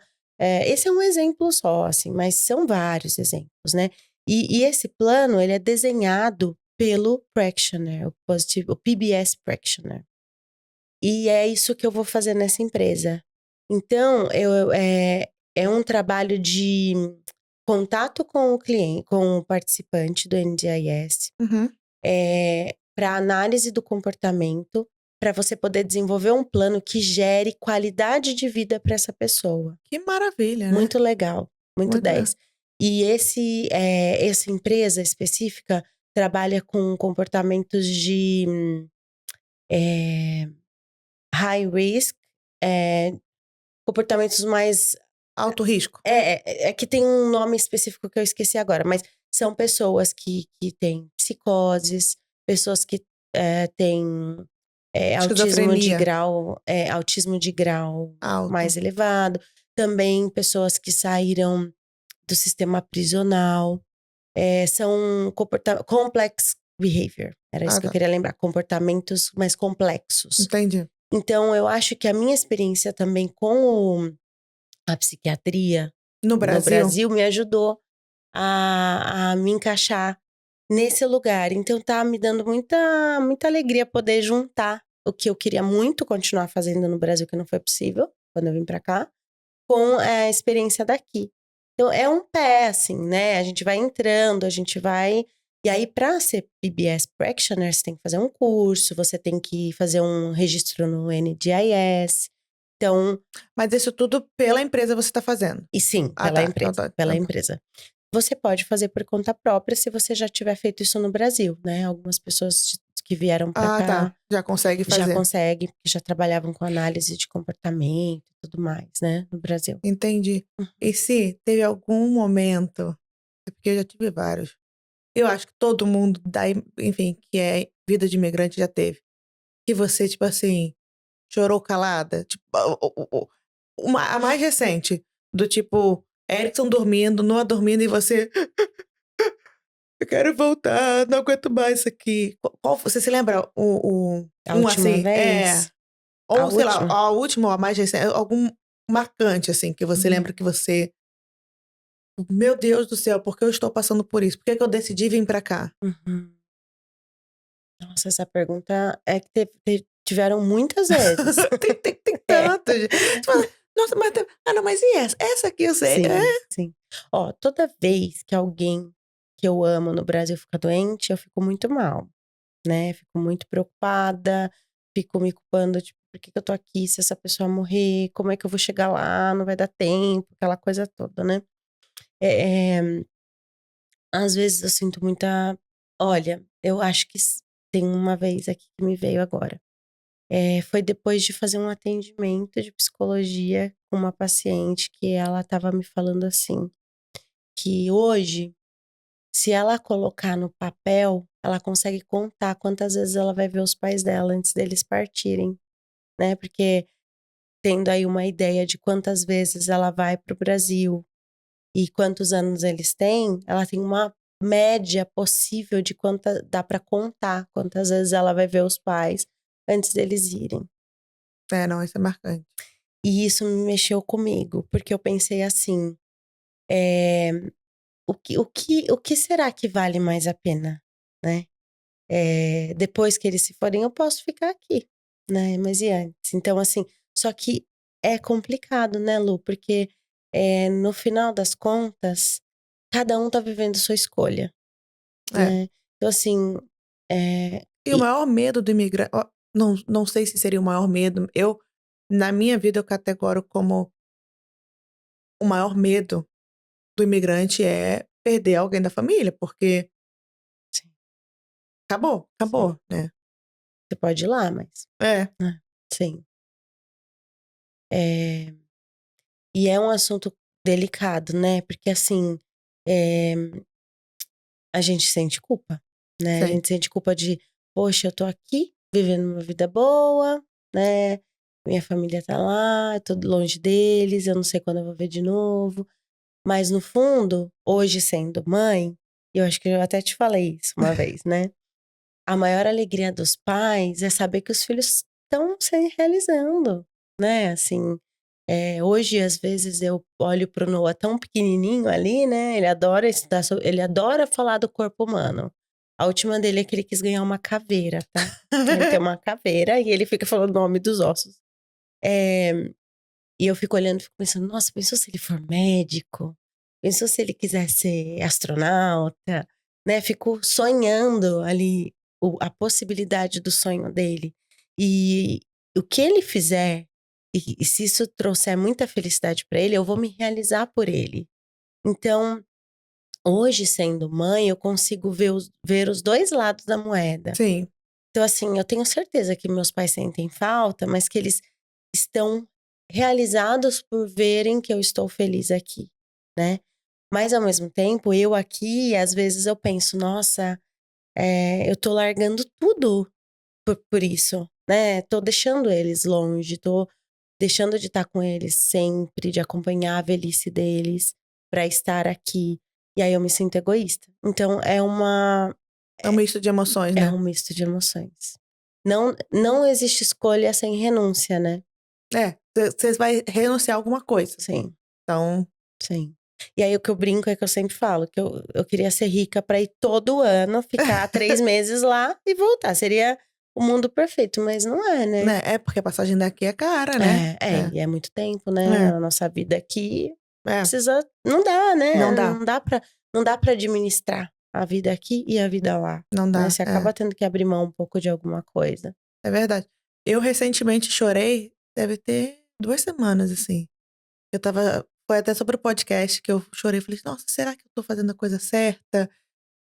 E é um turbilhão de emoções, porque esse aqui é um segundo trabalho, né? Você, enfim, é energia, você com a sua clínica, então você vai entender agora que Sim, você vai estar trabalhando full time, vai estar tocando a clínica, e aí você tentar manter os pratos girando, que é podcast, é trabalho, é a vida de mãe, é a vida de esposa, é a vida social. social, a sua vida como mulher e tal. Uhum, Então, assim, você.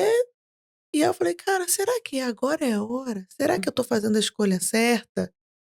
E aí eu paro pra pensar, a grama do vizinho é mais verde, a minha é, é preta.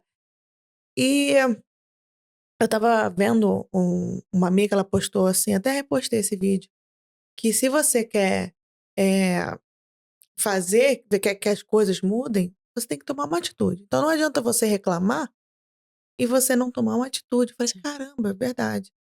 E aí eu parei pra pensar, cara, ficar reclamando é um ciclo vicioso, porque você começa a ver só as coisas negativas. Uhum, E aquilo ali, se você continuar, você vai pra um lugar que, caramba, é muito difícil você é, sair. É muito difícil. muito.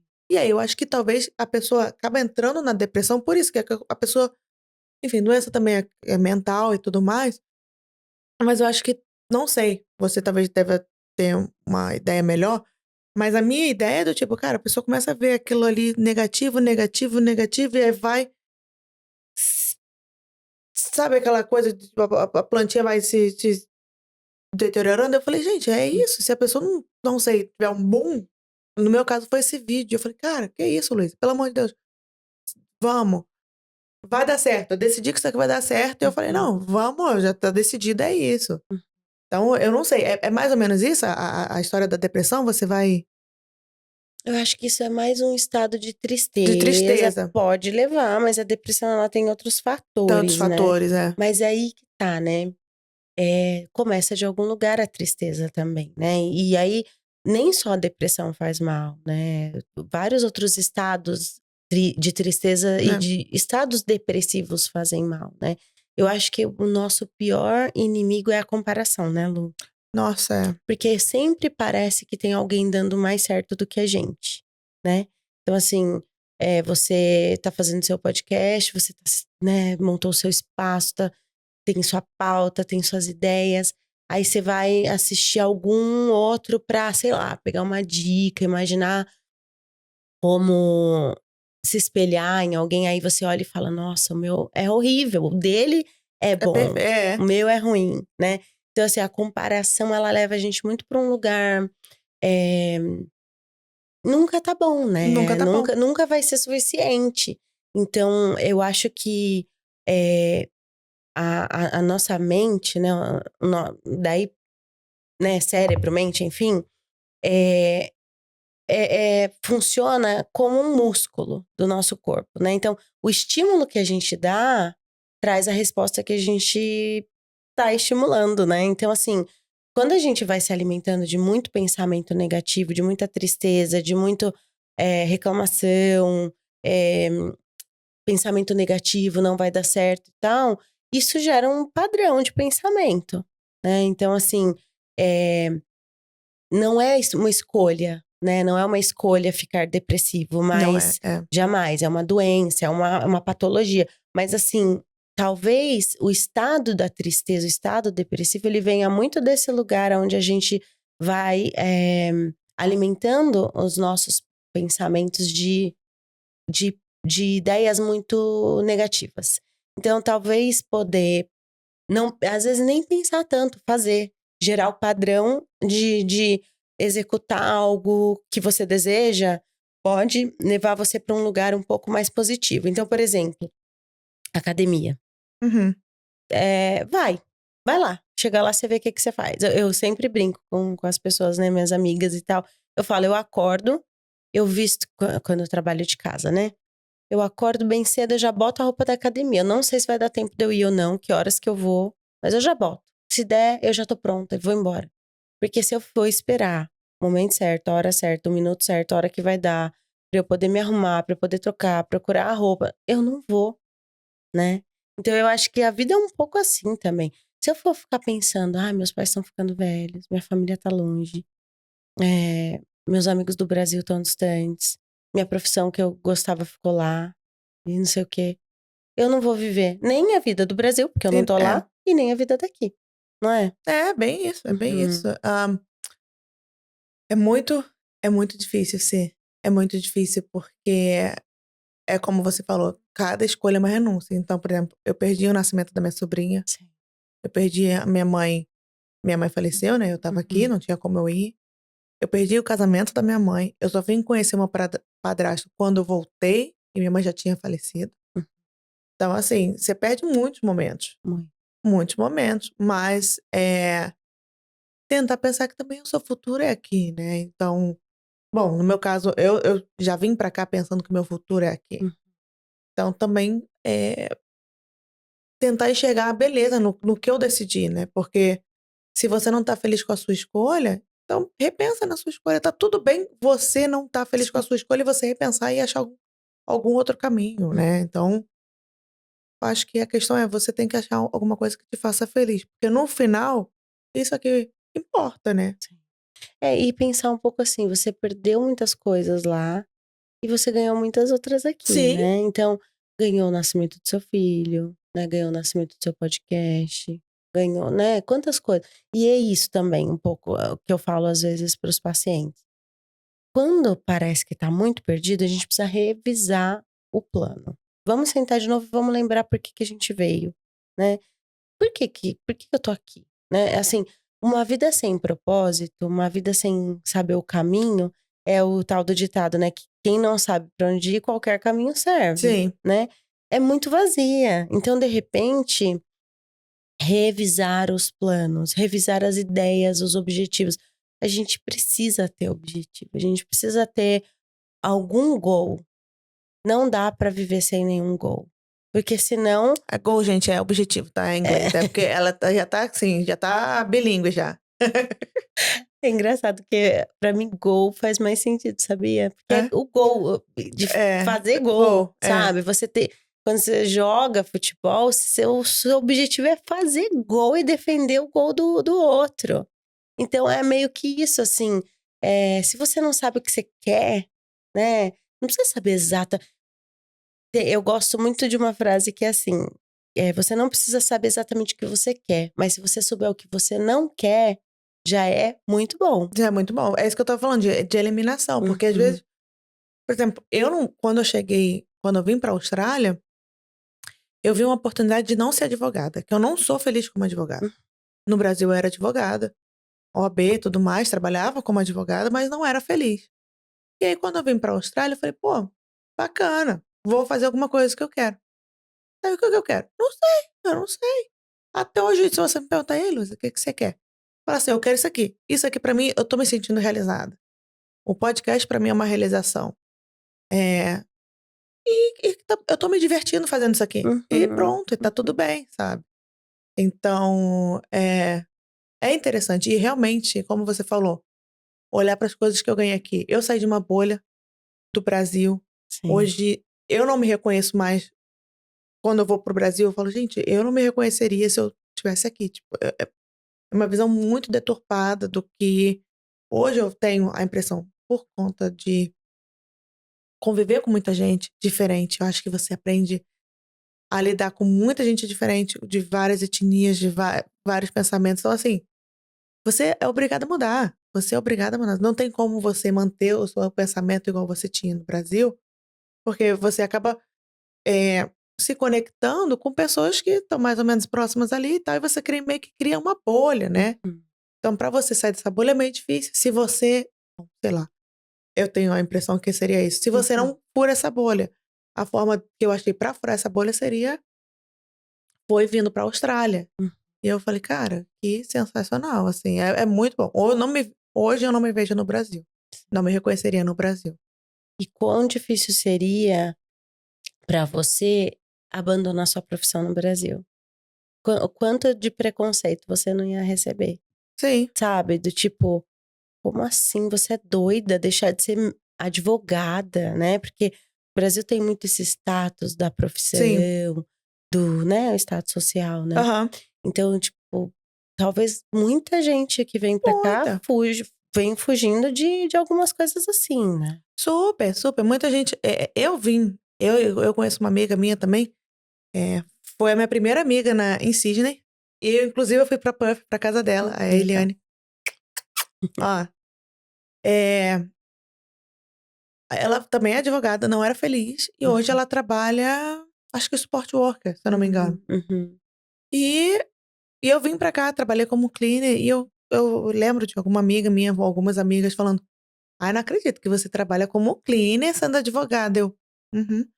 Engraçado que aqui, Hum. eles falam: por que que você não valida? Você é advogado. Meu amigo, eu não quero ser advogada, eu não quero Uhum. defender ninguém. Eu não defendo nem a mim mesmo, vou defender os outros, gente. Como é que é isso? Nossa, total. Não, você tem que. E é uma profissão que você precisa gostar, né? É, Porque tem que estudar muito, todas as profissões, né? Mas você tem que estar atualizado o tempo todo com as leis e com eu tudo, também não né? posso ser terapeuta, não, porque senão a pessoa vem me contar o problema e fala assim: faz o seguinte, senta aí, me passa qual é o teu problema que eu vou resolver isso agora pra você, que você tá demorando muito, você tá muito lerda. É, você não pode. Não pode, porque imagina se você faz isso com todo mundo, você vai ficar Eu ia louca. ficar louca, eu não ia É. dormir, eu ia ficar Uhum, pensando mil e uma coisa, como que eu vou resolver o problema dos outros. uhum. Olha aí, Sim, doida, ia ficar doida. total. Não, não pode. Tem que saber filtrar o que é seu, o que é do outro. Até quando você é psicólogo, é terapeuta, enfim, e você tem uma cliente, uma paciente, um paciente que traz uma questão muito similar à sua, num lugar que toca em você. Então eu vou dar um exemplo delicado, né? Você perdeu sua mãe na pandemia. Imagina no auge da perda, você vai atender alguém que também perdeu a mãe na pandemia. Vamos as duas chorar. Imagina. Então é bem delicado. Por isso que tem a supervisão, né? Pra gente poder. E a nossa própria terapia. Eu faço terapia a vida toda. Porque eu preciso, quando algo me toca assim de machucar, eu preciso levar pra minha terapia e falar: hoje eu escutei isso tocou, e aí ela vai me perguntar: por quê? Vamos cuidar disso. Porque eu não posso escutar você pensando no meu problema. Porque senão eu tô completamente enviesada. Ao invés de eu te escutar com o que você tá me trazendo da sua perspectiva sem nenhum julgamento, eu já tenho milhares de ideias pra te dar, porque eu tô vivendo a mesma coisa. É por isso que eu não posso atender alguém que eu conheço muito, família, entendeu? Por coisas Entendi. assim. Entendi. Eu não, né? O Ó, o psicólogo, no psicólogo em caso. si. É. Ah, pois é. Eu já vim com a faca e o queijo na mão. Falei assim, minha filha, senta aí, isso aí não tá dando certo, não. Eu sempre brinco que é uma profissão ingrata, né? Porque assim, se eu fosse dentista, meus primeiros clientes podiam ser meu pai, minha mãe, meus É irmãos, minha verdade. família. Eu não posso atender ninguém da minha casa, não posso atender ninguém da minha família. E já rolou do tipo assim, você é psicóloga, você não pode ter esse pensamento? Ou tipo, Nossa, sempre, né? Tanto que assim, eu tenho os meus amigos pessoais, né? E aí sempre rola brincadeirinha, né? A psicóloga aí, né? A nossa psicóloga, porque você não pode fazer muita piada, mas eu, pessoalmente, eu sou uma pessoa. Quando eu tô trabalhando, eu sou a mesma pessoa, mas ali é meu trabalho, né? Então, assim, é, eu tento, de todas as formas, usando as técnicas que eu aprendi, a estar neutra sempre na escuta do outro, né? Então, eu não escuto pra dar minha opinião, meu pitaco na vida de ninguém. Agora, se é você, minha amiga, chegando em mim, contando, eu vou dar meu pitaco. Como não? Né? como não? Então, assim, as pessoas que perguntam, que falam isso, é porque confundem os papéis, né? Então, eu não quero, como amiga, ter que ficar me preocupando com se você vai achar que eu sou maluca de ter essa opinião, né? Óbvio que tem certas coisas que fazem parte de mim enquanto pessoa, né? Assim, da minha Sim, constituição. Agora, piada, brincadeira, né? Não ok. quero ser julgada o tempo todo também, porque eu sou psicóloga, né? Mas rola pra Ó, caramba.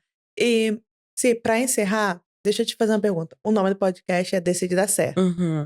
Você por óbvio, eu acho que todo imigrante tem vários momentos da vida que decidiu dar certo.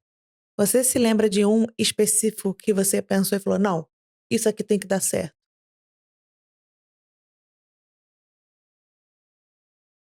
Eu acho que foi a Austrália. Acho que foi decidir conseguir a minha residência aqui. Decidi mudar de vez. Porque eu acho que até a minha residência sair, eu não tinha mudado pra Austrália ainda, sabe? Minha mente, mentalmente, psiquicamente mudado. Eu ainda tinha essa coisa de eu vou viver na minha clínica, vou ter a minha bolha ainda aqui, porque eu ainda não quero fazer parte desse país, eu ainda não faço parte disso aqui, né? Tanto que assim, o próprio inglês mesmo, né? Por mais que a gente use muito o inglês no dia a dia, eu ficava meio brava, pensando, não quero que meu filho fale só inglês, quero que ele fale português. Mas eu acho que quando a gente entendeu que ia ficar aqui não pra sempre, porque pode ser que a gente mude, Sim. mas assim, quando a coisa aconteceu e agora nós nos tornamos cidadãos, né, moradores da Austrália, eu falei, tá, então agora esse negócio eu tenho que virar cidadã residente permanente desse Então lugar. isso aqui vai ter que dar Vai certo. ter que dar certo. Eu vou ter que arrumar um trabalho na minha área, eu vou ter que viver a experiência da saúde pública daqui, vou parar de ler sobre o SUS, não que eu deva, né? Mas assim, a minha vida é viver antenada com o que acontece no Brasil. Política, as políticas do SUS, as atualizações da psicologia no Brasil, mas eu preciso viver isso aqui agora, né? Então, eu decidi que agora tem que ser aqui. Então, eu acho que agora. Decide Agora. dar certo agora, né? E o que pra você é dar certo? Eu acho que conseguir ter mais momentos de satisfação e felicidade, sabe? Tem uma psicanalista que eu gosto muito, chama Anna Sui. Eu sempre leio muitos livros dela. Ela tem uma frase que ela diz assim, que felicidade é aquele pequeno momento em que a realidade parece melhor do que a fantasia. É um pequeno momento, porque a gente vive a fantasia o tempo todo, né? O tempo todo. O sonho, né, de que dê certo. Isso é fantasia. Meu sonho de ganhar na Mega Sena. O sonho de ganhar na Mega Sena. Agora, tem um momentinho, aquele momentinho que brilha, que a realidade, ela brilha mais que a fantasia. Aquele momentinho é a felicidade, que são poucos esses momentos, assim, né? Igual quando você tá no seu podcast e você fala, caramba, olha aqui né? Vem aquele pequeno momento que tudo fez sentido. Sim, é. Eu quero viver mais isso. Eu acho que pra mim dar certo é isso, sabe? Aquele momento que brilha. Que brilha. Uhum. Nossa, que bacana isso. É bonito, É, né? bonito. Bonito mesmo. Gente, olha, obrigada, Sim, por compartilhar sua história de todo o coração. Imagina. Eu espero de coração que essa história da Si tenha te inspirado, te acolhido de alguma forma. Obrigada por ter ficado acompanhando a gente até agora. Eu A gente falo falou pra muito, né? caramba. Mas obrigada mesmo.